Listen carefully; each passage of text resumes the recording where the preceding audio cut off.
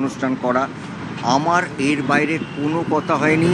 আমার মনে হয় পশ্চিমবাংলার মানুষরা এইটুকু বিশ্বাস করুক, আমার সঙ্গে কারোর কোনো রাজনৈতিক কথা আলোচনা সেদিনও হয়নি, আজও হয়নি।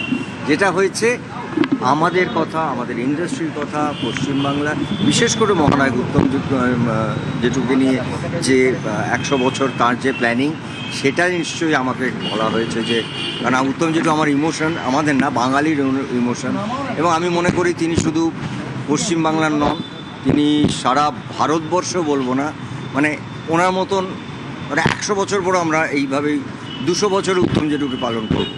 এই সমস্ত আলোচনা হয়েছে। যারা যেটা বলছেন আমি হোয়াটসঅ্যাপে দেখছি, তারা বিশ্বাস করুন, তিনি মাননীয় মুখ্যমন্ত্রী, আমাদের অনেক কথা থাকে, আমাদের অনেক প্রয়োজন থাকে, আমাদের নিজস্ব সুবিধে অসুবিধে থাকে, সেই কথাগুলো বলার জন্য আসা।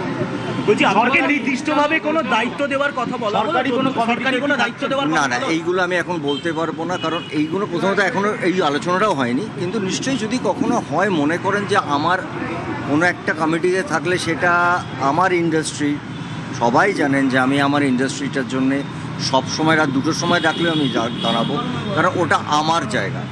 তো সেরমভাবে যদি কখনো মনে হয় ডাকেন, আমার যদি কোনো একটুখানি পরামর্শ আমার ইন্ডাস্ট্রিটাকে ভালো করে আরও বেটার হয়, কেন আসবো না? এটা তো আমার জায়গা। আমার ফেস্টিভ্যাল নিয়ে কোনো কথা হলো?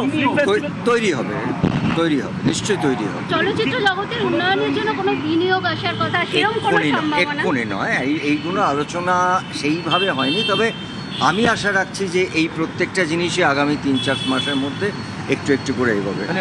কিন্তু আলোচনা যাই হয়েছে, সেটা সিনেমা বেশি আলোচনা। মহানায়ক উত্তম কুমার, তার 24শে জুলাই আমরা সবাই জানি মৃত্যুদিন, এবং 3rd সেপ্টেম্বর এই বছরটা আমাদের জন্য আরও বড়।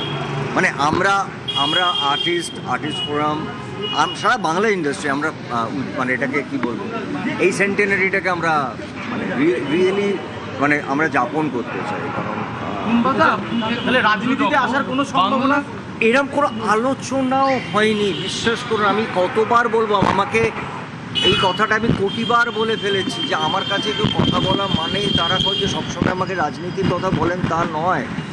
আপনারা কেন বোঝেন না যে আমি আগেও বারবার বলেছি যে আমায় যদি কোনো দিনই আমি ভাবি রাজনীতিতে আসবো, সব থেকে আগে আপনাদের ডেকে বলবো যে আমি রাজনীতিতে আসছি। কিন্তু কোনো মানুষের সঙ্গে সম্পর্ক তো রাখতে হবে।